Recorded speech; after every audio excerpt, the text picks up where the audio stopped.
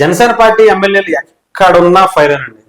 ఏ ఒక్కరికి ఎవరు తగ్గకుండా వాళ్ళ పనులు వాళ్ళు చేసుకుంటూ, ముఖ్యంగా అంటే ఒకళ్ళని కాదు, ఏదో ఒకరు ఒక పేరు చెప్పడం ఇంకో పేరు చెప్పకపోవడం అని కాదు, కానీ ప్రతి ఒక్కరు కూడా వాళ్ళ నియోజకవర్గానికి సంబంధించి ఒక ఒక ప్రణాళికబద్ధంగా ముందుకు వెళ్ళడమే కాకుండా చాలా అగ్రెసివ్ గా కూడా పనులు కూడా చేసుకుంటున్నారు. రీసెంట్ గా బొమ్మిడి నాయకర్ గారు, నర్సాపురం ఎమ్మెల్యేగా గెలిచినటువంటి బొమ్మిడి నాయకర్ గారు అధికారులను ఉద్దేశించి, అధికారులు ఎవరైనా అవినీతి చేస్తున్నారు అని మీ దృష్టికి వస్తే నాకు తెలియచేయండి, వాళ్ళకు తగిన మూల్యం చెల్లించక తప్పదు అని చెప్పి హెచ్చరించారు. అంటే మీరు ఏదైనా పనికి సంబంధించో లేదా ఇంకొకటి సంబంధించో వెళ్ళినప్పుడు అక్కడ అధికారులు ఏమైనా లంచానికి అడిగినా చేసినా తీసుకుంటున్నట్టు మీరు గమనించినా సరే నా ముందుకు తీసుకురండి, వాళ్ళకి శిక్ష పడేలా మనం చేద్దామని చెప్పి ఒక గట్టి వార్నింగ్ ఇచ్చారు. అలాగే ఏ పని అయినా సరే మీకు అందుబాటులో ఉండి చేసి పెట్టే బాధ్యత నాది, నేను మీకు సేవకుడిగా ఉంటాను అని చెప్పి బొమ్మిడి నాయకర్ గారు చెప్తున్నారు.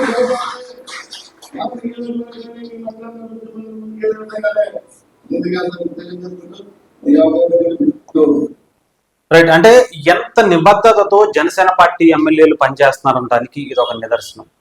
ఎంపీలు ఓ పక్క బాలశౌరి గారు కావచ్చు, తంగెల ఉదయ్ గారు కావచ్చు, ఒక అద్భుతమైనటువంటి కంపెనీ బీపీసీఎల్ ని ఆంధ్రప్రదేశ్ కు తీసుకురావడానికి కృషి చేస్తుంటే, ఇంకొక పక్క ఎవరి నియోజకవర్గంలో వాళ్ళు నిజంగా ఇది ఒక పోటీతత్వం కనిపిస్తుంది. మొన్న కూడా వీడియోలో చెప్పాం, టీడీపీకి సంబంధించి ఎమ్మెల్యేలు ఎవరైతే ఉన్నారో జనసేన పార్టీ వాళ్ళని చూసి కొంత భయపడుతున్నారట.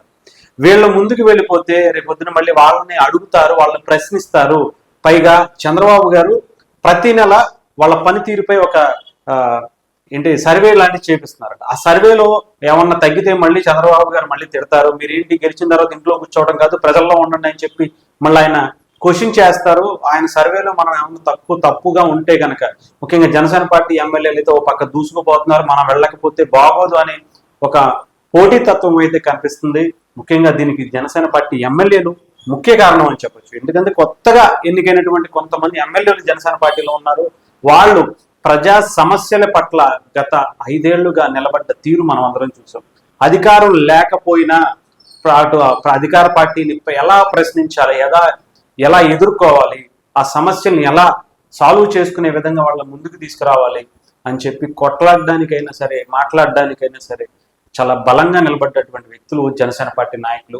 ఈసారి ఎమ్మెల్యేగా గెలుపొందినటువంటి జనసేన పార్టీలో కొత్తగా గెలుపొందిన ప్రతి ఒక్కరూ కూడా వాళ్ళ మార్క్ ఆ నియోజకవర్గంలో చూపించాలి.